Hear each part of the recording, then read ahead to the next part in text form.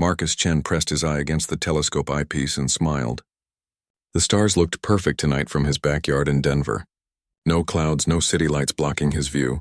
Just him, his telescope, and the endless black sky filled with tiny lights. He was 16 and had been watching the stars since he was 8. His mom always said he spent too much time outside at night, but Marcus didn't care. Space was amazing. All those worlds out there, maybe with life on them, maybe with people looking back at Earth right now. Marcus adjusted the telescope to look at Jupiter. The planet's red spot was clearly visible tonight. He made a note in his journal about the time and weather. His science teacher would be impressed with his observations. A sound made him look up.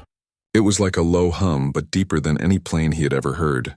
Marcus scanned the sky but saw nothing unusual. The humming got louder. Then the light came. It started as a small dot, like a new star appearing in the sky. But it grew bigger and brighter. Much brighter. Marcus squinted and stepped back from his telescope. The light was moving toward him. The humming became a roar.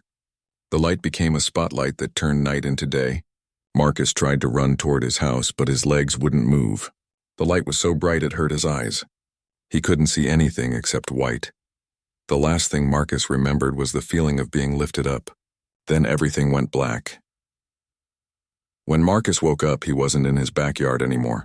The room was huge and made of some kind of dark metal. Strange symbols covered the walls, glowing with a soft blue light. The air smelled different too, like metal and something else he couldn't identify. Marcus sat up slowly. His head hurt and his mouth was dry. He was lying on what looked like a table, but it was too big for him. Everything in the room was too big. Where am I? He whispered to himself. A door opened with a hissing sound. Marcus turned toward it and felt his heart stop. The thing that walked in was not human. It was over 8 feet tall and covered in thick, dark scales that looked like armor. Its head was long and narrow, with yellow eyes that had no white parts. When it opened its mouth, Marcus saw rows of sharp teeth. Its hands ended in claws that could probably cut through steel. The creature looked at Marcus like he was an interesting bug. It made some clicking sounds that might have been speech, then touched something on its wrist. A voice came from nowhere, speaking English with a strange accent. "You are awake, soft thing." "Good. The Alpha Hunter wants to see you." Marcus tried to speak, but only made a squeaking sound.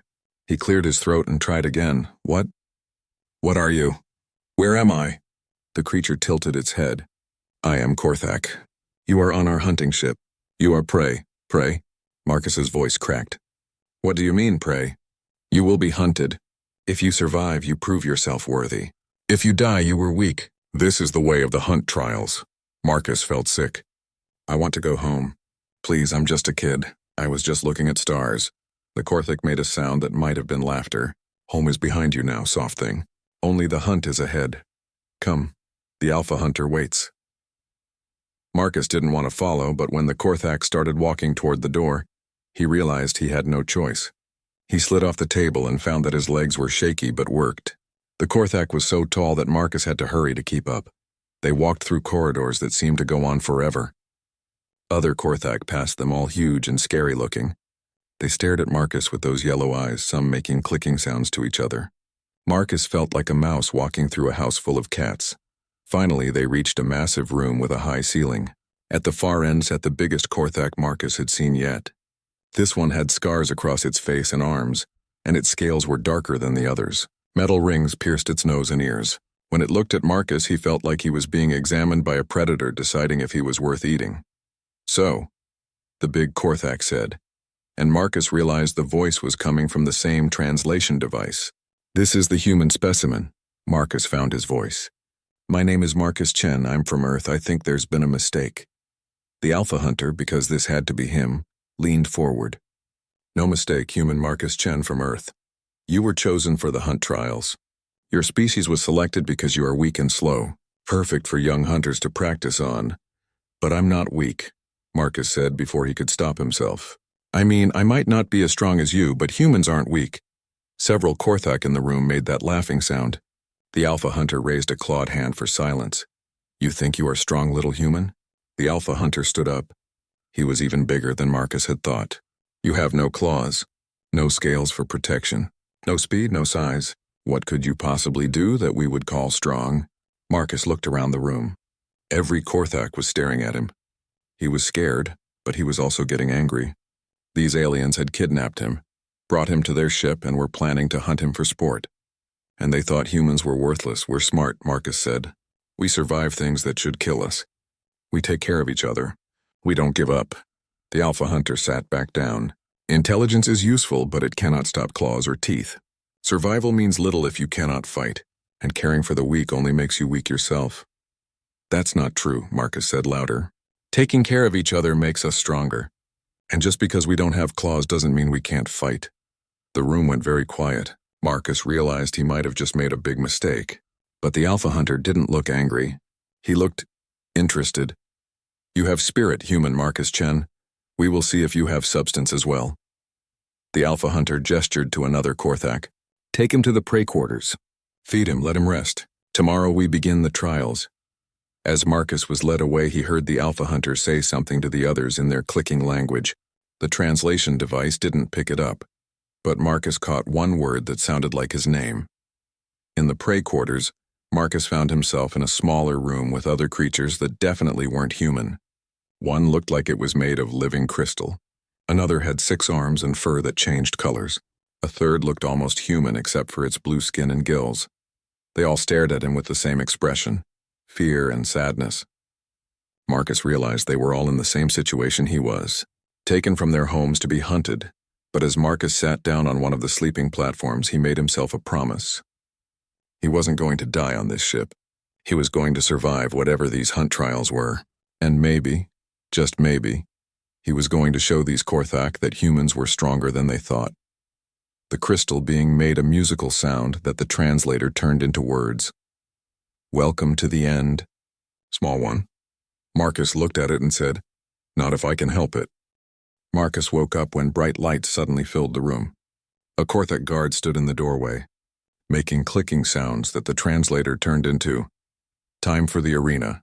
Move. The other prisoners, Marcus had started thinking of them as prisoners rather than prey, stirred on their sleeping platforms. The crystal being made sad musical notes. The 6-armed creature's fur turned gray, which Marcus guessed meant it was scared. What's the arena? Marcus asked the blue-skinned humanoid as they were herded down another long corridor. Testing ground, she replied in a voice like water flowing over rocks. They see how we die. Marcus didn't like the sound of that. The arena was enormous. The ceiling was so high Marcus couldn't see it, and the floor was covered with different types of terrain, rocky areas, sandy patches, what looked like a small forest, and even a lake. It was like someone had taken pieces from different worlds and stuck them together. Around the edge of the arena, Korthak sat in raised seats, watching. In the center sat the Alpha Hunter. Young Korthak, though still huge by human standards, stood near the arena floor. These must be the hunters who needed practice. Welcome to the hunt trials. The Alpha Hunter's voice boomed across the arena. Today our young prove themselves worthy. The prey will run. The hunters will chase. Only the strong survive. A gate opened and the crystal being was pushed into the arena. One of the young Korthak jumped down after it, claws extended. The crystal being immediately became transparent and tried to hide behind a boulder. The young hunter was fast, but every time he lunged at the crystal being, his claws passed right through it. The Korthak in the stands clicked approval when the hunter tried different tactics, throwing rocks, trying to trap the being in a corner. Marcus watched in horror as the young hunter finally figured out that the crystal being became solid when it was tired. After making it run and phase through things for 10 minutes, the being couldn't turn transparent anymore. The hunter's claws found their mark. The Korthak cheered. Marcus felt sick. Next, called the Alpha Hunter. The 6-armed creature was pushed in next. Its fur immediately changed to match the sandy ground, making it almost invisible. This hunter was smarter than the first and didn't chase wildly. Instead, he watched for movement, listened for breathing. When the creature tried to sneak past him, the hunter was ready. 2 down. Marcus, the blue-skinned woman, and 3 others were left. You're next, human, a guard said, pushing Marcus toward the gate. Marcus's legs felt like water, but he walked into the arena. The young Korthak who jumped down to face him was smaller than the adults, but still twice Marcus's size. His scales were bright green instead of dark like the older ones. Run, little human, the young hunter called out. Make this interesting. Marcus looked around the arena. He could run to the forest area and try to hide in the trees. Or maybe the rocky section would give him places to duck behind. But running would only delay the inevitable. This Korthak was faster and stronger than him. So Marcus did something nobody expected. He sat down. The young hunter stopped mid-stride. The arena went quiet. "What are you doing?" the hunter asked. "I'm not running," Marcus said loud enough for everyone to hear. "If you want to kill me, you'll have to do it while I'm looking at you." The young Korthak looked confused. "You must run. That is how the trial works." "As who?" Marcus stood up but didn't move away. "I didn't agree to your trial. I was kidnapped and brought here against my will. If you want to murder me, at least be honest about what you're doing." Murmurs came from the stands. This was clearly not how these trials usually went. The alpha hunter leaned forward in his seat. "The human speaks truth. You would be a killer, not a hunter. But if he will not run, you cannot hunt him." The young Korthak looked frustrated. "Then what am I supposed to do?" "Figure it out," Marcus said. "Isn't that what this is about? Testing yourself?" The young hunter circled Marcus slowly. Marcus turned to keep facing him, his heart pounding so hard he was sure everyone could hear it. But he kept his voice steady. "You know what I think?" Marcus said. "I think this whole trial is stupid. You want to test if someone is worthy? Test their intelligence. Test their courage. Test if they can solve problems. But hunting prisoners? That's not testing strength. That's just bullying." The young Korthak stopped circling. "You call us bullies? What else would you call it? You take people from their homes, put them in an arena, and kill them for sport. Where I come from, we have a word for people who hurt others because they can. Bullies." The arena was dead silent now. Marcus could see adult Korthak leaning forward in their seats. The alpha hunter was watching him with those yellow eyes, but Marcus couldn't tell what he was thinking. The young hunter suddenly lunged forward, claws extended. Marcus threw himself to the side, rolling across the sandy ground. The hunter spun and came at him again. This time Marcus didn't try to dodge. Instead, he grabbed a handful of sand and threw it in the hunter's eyes. The Korthak stumbled, clawing at his face. Marcus ran, not away from the hunter, but toward the lake. The hunter, his vision cleared, chased after him. Marcus reached the water and dove in. The young Korthak followed, but he was heavy and his scales weren't made for swimming. He thrashed in the water, trying to grab Marcus. Marcus had been on his school swim team. He could hold his breath for over a minute and was comfortable in water. The Korthak clearly wasn't. Marcus dove under and came up behind the struggling hunter. "Need help?" Marcus asked. The young Korthak was too proud to answer, but Marcus could see he was in trouble. Instead of swimming away or letting the hunter drown, Marcus grabbed the Korthak's arm and helped pull him toward the shore.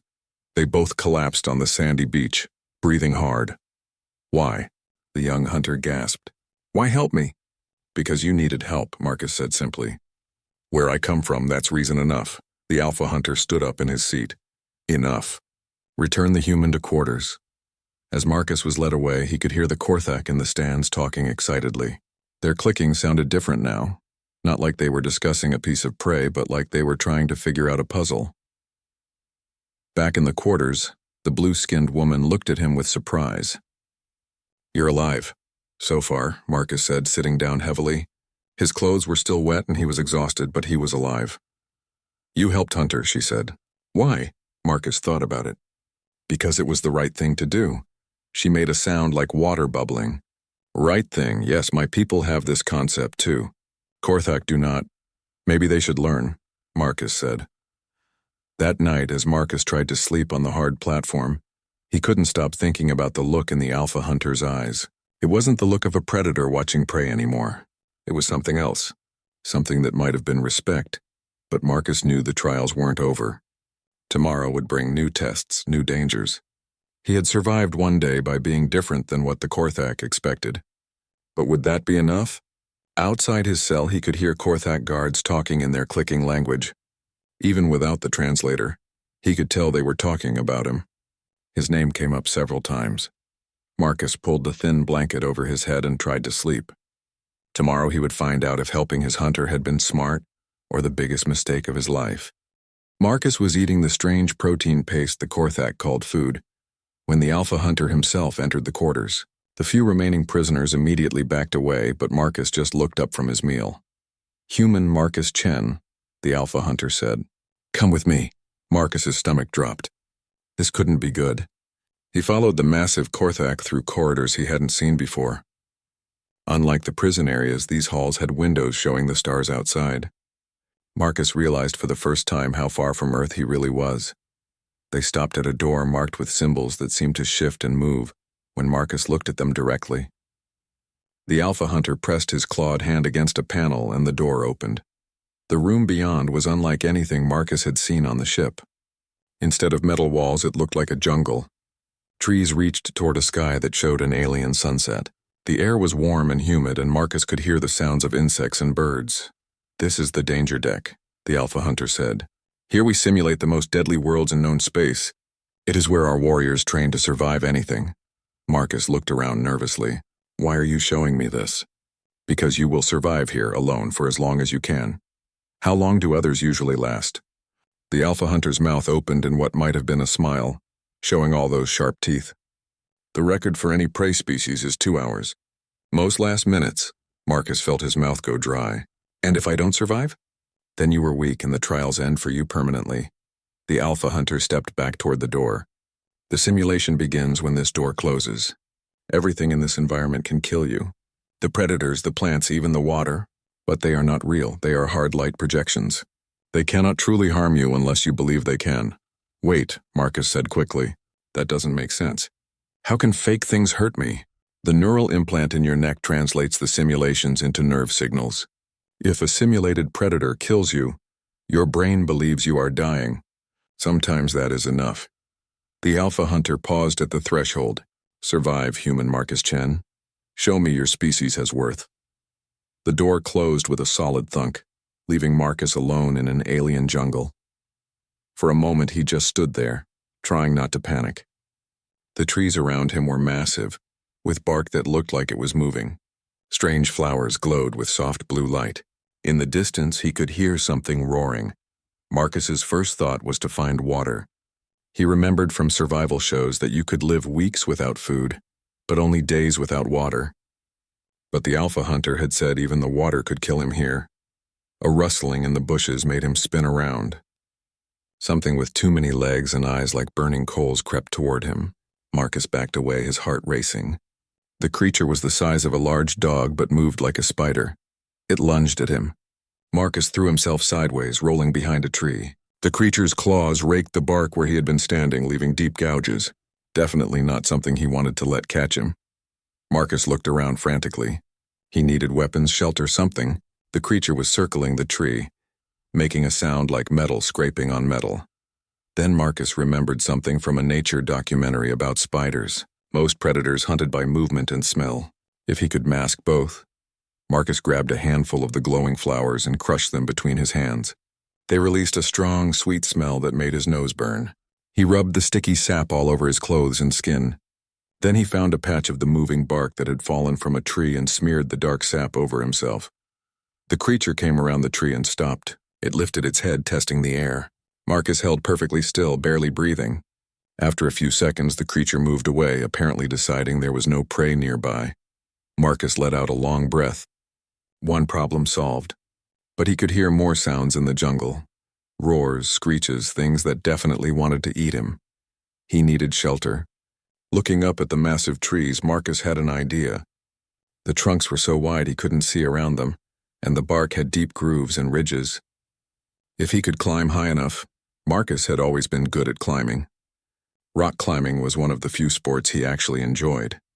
These trees were different from anything on Earth, but the principle was the same.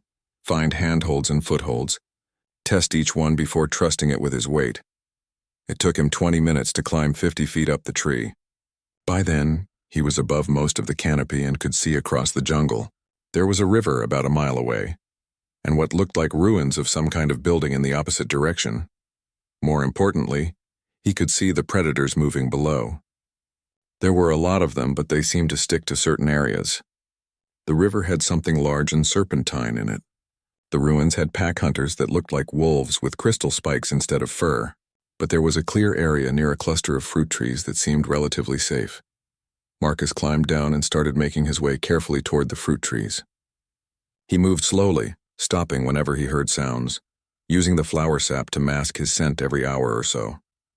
When he reached the fruit trees, he discovered why the area was safe. The fruits themselves were the defense. They were shaped like pears but bright orange, and when one of the pack hunters came too close, the fruits exploded like grenades, sending shards of crystalline flesh in all directions. Marcus waited and watched, learning the pattern. The fruits only exploded when something large got within about 10 feet. He found a branch that had fallen outside the danger zone and used it to knock fruits down from a safe distance. When they hit the ground outside the explosion radius, they were safe to eat. The fruit was sweet and full of water. Marcus ate carefully, not knowing how alien food might affect his stomach. But after hours of running and climbing, he needed the energy. As the alien sun set, Marcus realized he had a new problem. The temperature was dropping fast and he could hear different predators starting to move around. Night hunters. He needed fire and better shelter. Marcus gathered dry wood and used a technique he'd learned in Boy Scouts, rubbing sticks together until he got a spark. It took a long time, but eventually he had a small fire going. He built it up carefully, making sure it was contained so it wouldn't spread to the explosive fruits. For shelter, he wove branches together to make a lean-to against one of the fruit trees. It wasn't much, but it would keep the wind off and give him some protection. That's when he heard the howling. It wasn't like any sound he'd heard before. Part wolf, part machine, part nightmare. Whatever was making it was big, and it was getting closer. Marcus fed more wood to his fire and looked around for weapons. The best he could find was a sturdy branch with a sharp end where it had broken off the tree. Not much against whatever was out there, but better than nothing. The howling got closer. Marcus could see shapes moving in the darkness beyond his firelight. Yellow eyes reflected the flames, a lot of yellow eyes. Then Marcus had an idea. It was crazy, but most of his ideas lately had been crazy. He grabbed several of the explosive fruits, being very careful not to jostle them. Using his belt, he tied them to the end of his makeshift spear. If he could throw it hard enough to hit one of the creatures, the pack came into the light. They were even worse than he'd imagined, like wolves crossed with porcupines and nightmares. Their crystal spikes glowed with their own light, and their teeth were metal. The lead creature stepped forward, snarling. Marcus took aim and threw his fruit spear as hard as he could. It hit the creature's center mass. The fruits exploded on impact, sending crystal shards everywhere. The creature howled and staggered back. The rest of the pack scattered, yelping. Marcus quickly made more fruit spears while the pack regrouped. When they came again, he was ready. After the third explosion, the pack decided there were easier meals elsewhere and vanished into the night. Marcus kept the fire going and stayed awake all night, listening to the sounds of the jungle. When the alien sun rose, he realized he had done something no other prey species had managed. He had survived a full night on the danger deck, but he wasn't done yet. If 2 hours was the record, he was going to beat it. He was going to show these Korthak that humans weren't just clever prey, they were survivors. Marcus spent the day exploring more of the simulation, learning about the different creatures and hazards. He found a cave system that was home to flying predators that hunted by sound. He discovered plants that could be woven into rope, and others that produced a sticky sap that could be used like glue. By the end of the second day, Marcus had built himself a proper shelter, complete with traps around the perimeter and a stockpile of explosive fruit weapons. He had mapped the safe paths through the jungle and identified the best sources of food and water. On the third day, something unexpected happened. The Alpha Hunter's voice echoed through the simulation. 18 hours, human Marcus Chen, you have broken all records. The trial is complete. The jungle faded away, leaving Marcus standing in an empty metal room. The door opened and the Alpha Hunter entered, looking at Marcus with something that might have been respect. How? Was all he said.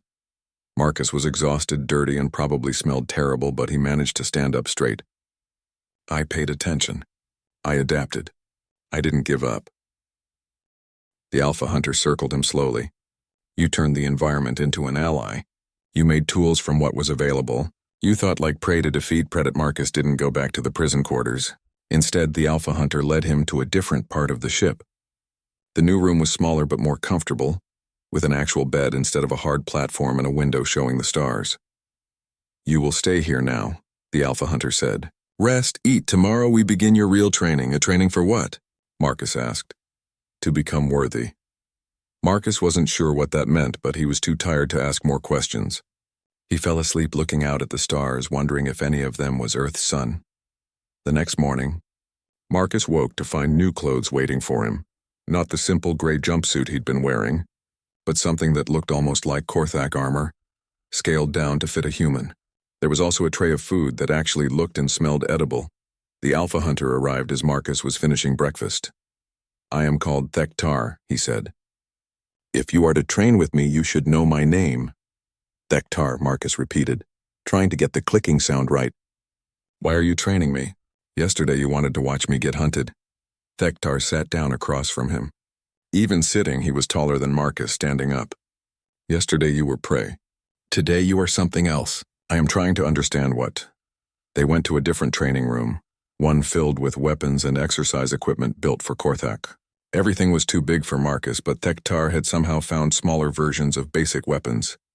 Knives, spears, even something that looked like a crossbow. "First, we see what you can do with traditional weapons," Thektar said. Marcus had never used real weapons before, but he'd played sports and video games. He knew about balance and leverage and aiming. The knife felt awkward in his hand, but after a few practice swings, he started to get the feel for it. Thektar watched silently as Marcus tried each weapon. Marcus wasn't good with any of them, but he wasn't hopeless either. More importantly, he kept trying even when he failed. "You learn quickly," Thektar observed, "but you will never have the strength of a Korthak warrior." "I don't need to be as strong as you," Marcus said, setting down the spear he'd been practicing with.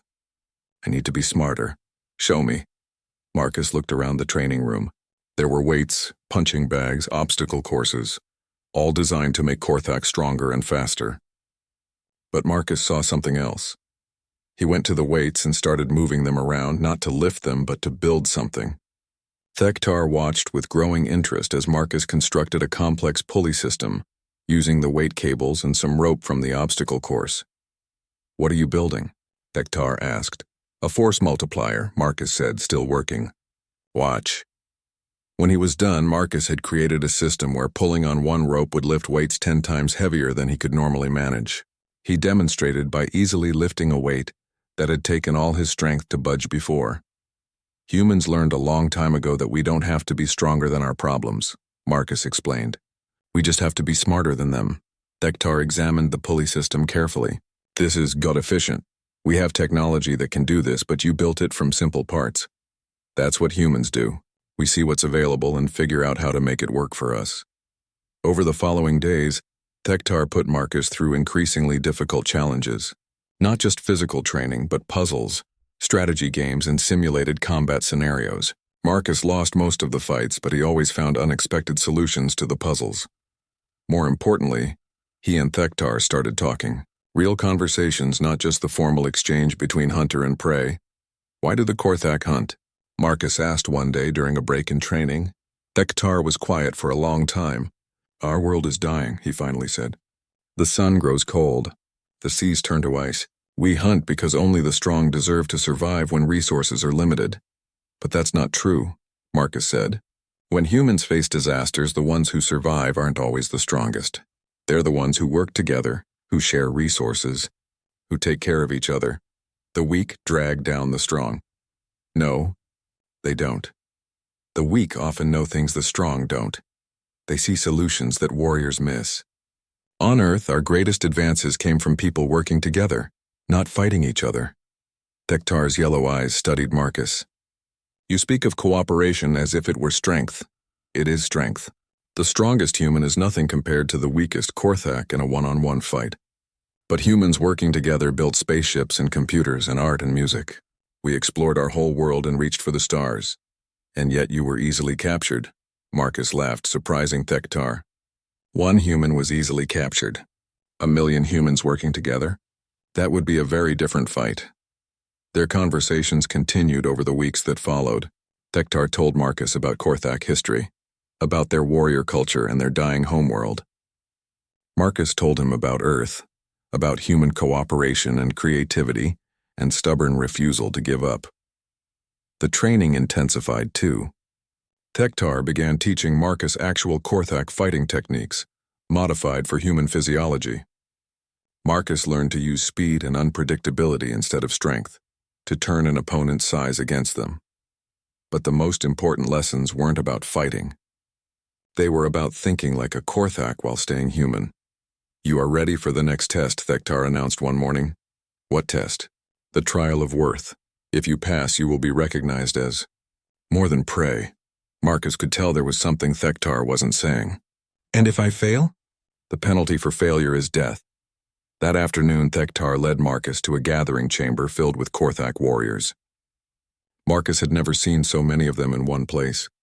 Their scales ranged from bright green to deep black, and all of them were staring at him. In the center of the room was a circle marked on the floor. Across from Marcus stood another Korthak, not as big as Thektar, but still huge and covered in battle scars. "This is Vorthak," Thektar said quietly. "He is my second in command. You must defeat him in single combat." Marcus felt his stomach drop. "Defeat him?" "Thektar, he's 3 times my size." "Yes, but you are not fighting as a Korthak. You are fighting as a human. Use what you have learned." Marcus stepped into the circle, his heart pounding. Vorthak smiled, showing all his teeth. "This will be quick, soft thing," Vorthak said. "Probably," Marcus agreed, "but not the way you think." The fight began when Thektar gave a sharp click. Vorthak immediately charged, claws extended. Marcus didn't try to meet the charge or dodge to the side. Instead, he dropped flat on his back and rolled directly under the Korthak's legs. Vorthak stumbled, not expecting his opponent to disappear. Marcus popped up behind him and jumped onto the Korthak's back, wrapping his arms around the warrior's neck. Vorthak spun around trying to throw Marcus off, but Marcus held on tight. The Korthak reached back with his claws, but Marcus was positioned where the big warrior couldn't quite reach him. "Get off me!" Vorthak roared. "Sure," Marcus said and let go. But instead of falling, Marcus grabbed onto one of the metal rings piercing Vorthak's ear and swung around to the front. Before the surprised Korthak could react, Marcus planted both feet in Vorthak's chest and pushed off as hard as he could. Vorthak staggered backward and tripped over his own feet, crashing to the ground. Marcus landed in a crouch, ready to move again. The chamber was completely silent. Vorthak got up slowly, his pride clearly hurt worse than his body. You used my own strength against me." "That's what humans do," Marcus said. "We don't fight fair. We fight smart." Thektar stepped into the circle. "The trial is complete. Vorthak, do you acknowledge defeat?" Vorthak looked at Marcus with something that might have been respect. "I acknowledge." "The small one fought with honor." Thektar turned to address the assembled warriors. "This human has shown worth in combat. He has survived the danger deck longer than any prey species in our history. He has learned our ways while teaching us his own." Thektar paused, and Marcus could feel the weight of what was coming. "I claim him as pack brother." The chamber erupted in shocked clicks and roars. Marcus didn't understand all of it, but he caught enough to know that what Thektar had just done was unheard of. When the noise died down, Thektar looked at Marcus. "Do you accept Marcus Chen of Earth? Will you be pack brother to the Korthak?" Marcus looked around at all the alien faces staring at him. A few weeks ago, these creatures had been his captors and potential killers. Now one of them was offering him something that had never been offered to a non-Korthak before. "I accept," Marcus said. "But I'm still human. I'll always be human." Thektar's mouth opened in that toothy smile. "That is exactly why you are worthy, brother." The news of Thektar's pack brother spread through the Korthak fleet like wildfire. Within days, ships from across their territory were converging on Thektar's hunting vessel. Marcus could see them through his window. Massive dark shapes against the stars, each one carrying hundreds of Korthak warriors. "They're not happy about me, are they?" Marcus asked as he and Thektar watched another ship dock with their vessel. "The High Command sees you as an insult to our traditions," Thektar admitted. "To call a prey species brother? It challenges everything we believe about strength and worth. Do you regret it?" Thektar looked at him with those yellow eyes. "Ask me again after we survive what's coming." What was coming, Marcus learned, was a formal challenge from the Korthak High Command. The challenger was Zerath, the Supreme Hunter, the greatest warrior in Korthak history. He had demanded to meet this supposed pack brother and test whether he was truly worthy of the title. "The challenge will be the Great Hunt," Thektar explained as they prepared in his quarters. "The most dangerous prey in known space will be released on a series of worlds. We must track it, corner it, and defeat it." "What kind of prey?" "A void stalker." Marcus had never heard the term before, but the way Thektar said it made his skin crawl. What's a void stalker? A predator from the edge of space. It can manipulate gravity and bend space around itself. It is intelligent, more intelligent than most sentient species. It has killed entire Korthak hunting parties. And we're supposed to hunt one of these things? We are supposed to succeed where others have failed. If we fail, you die. If I help you two directly, we both die for dishonoring the hunt. Marcus sat down heavily, so no pressure. The great hunt began 3 days later. Marcus, Thektar, and the supreme hunter Zerath were transported to the First World, a frozen wasteland where the Void Stalker had last been seen. They would track it across 3 different worlds, each more dangerous than the last. Zerath was even more impressive than Thektar. Taller, broader, with scales so dark they seemed to absorb light. Battle scars covered his arms and face, and his yellow eyes held the confidence of someone who had never truly been challenged. "So this is the famous human," Zerath said when they met on the planet's surface. "You were smaller than I expected." "I get that a lot," Marcus replied. They began tracking immediately. The Void Stalker had left signs of its passage, strange distortions in the snow where space itself had been bent, and the frozen remains of local predators that had been turned inside out by gravitational forces. Marcus quickly realized that Zerath was testing him as much as hunting the creature. The Supreme Hunter moved at a pace that would have been difficult for another Korthak to match, clearly expecting the human to fall behind and prove himself unworthy. But Marcus had learned a few things during his time with Thektar.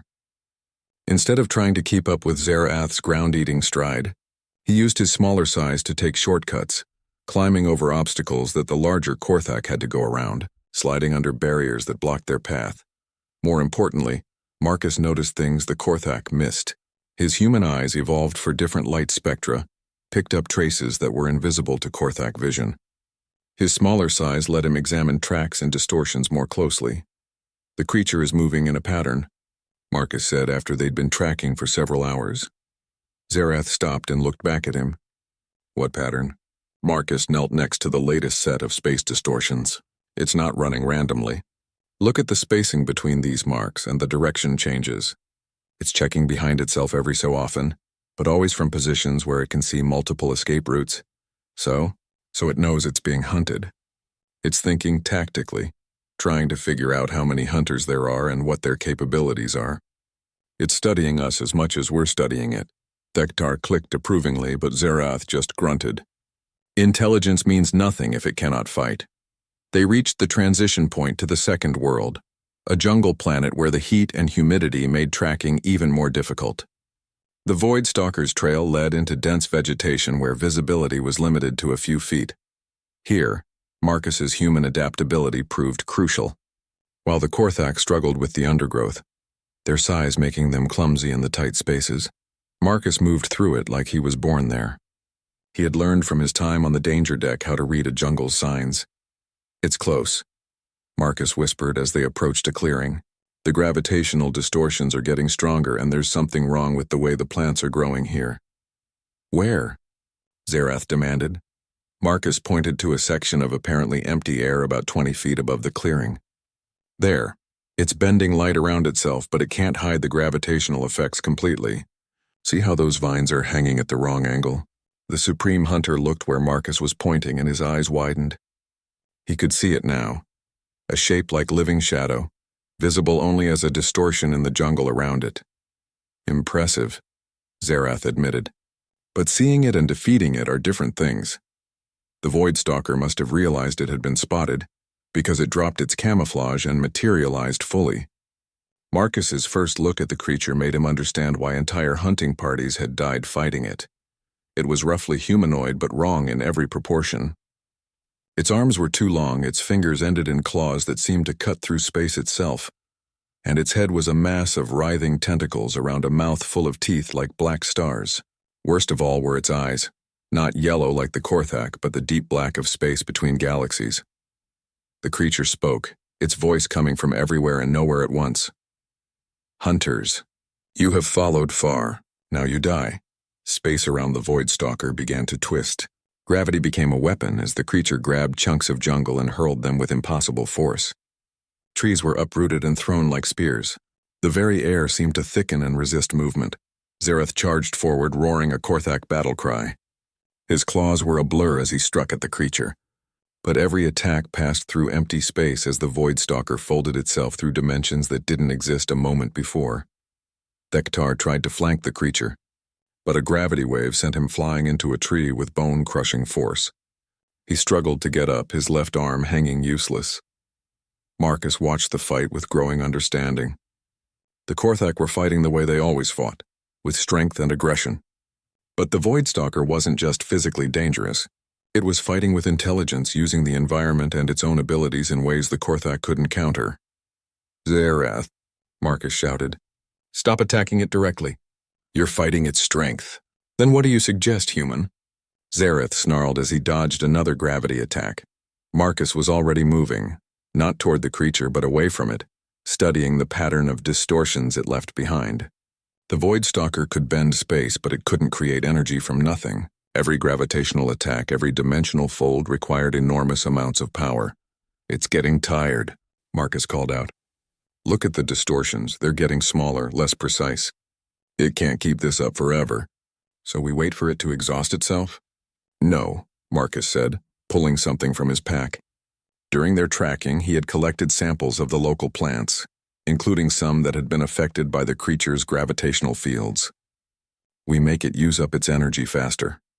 Marcus had noticed that plants exposed to the Void Stalker's power developed a strange crystalline structure in their cell walls. He had carefully collected several of these modified branches, and now he began throwing them at the creature, not trying to hit it but forcing it to dodge, to use its powers defensively. Each time the creature bent space to avoid or deflect the projectiles, the distortions got a little weaker. Marcus kept up a steady barrage, making the Void Stalker work constantly to protect itself.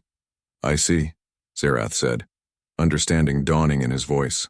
"You're not trying to overpower it. You're trying to outlast it." "Exactly. Humans don't win by being the strongest. We win by being the most persistent." The strategy worked. After 10 minutes of constant evasion, the Void Stalker's movements became sluggish. Its gravitational attacks lacked their earlier precision. When it tried to fold space around itself, the effect was unstable and incomplete.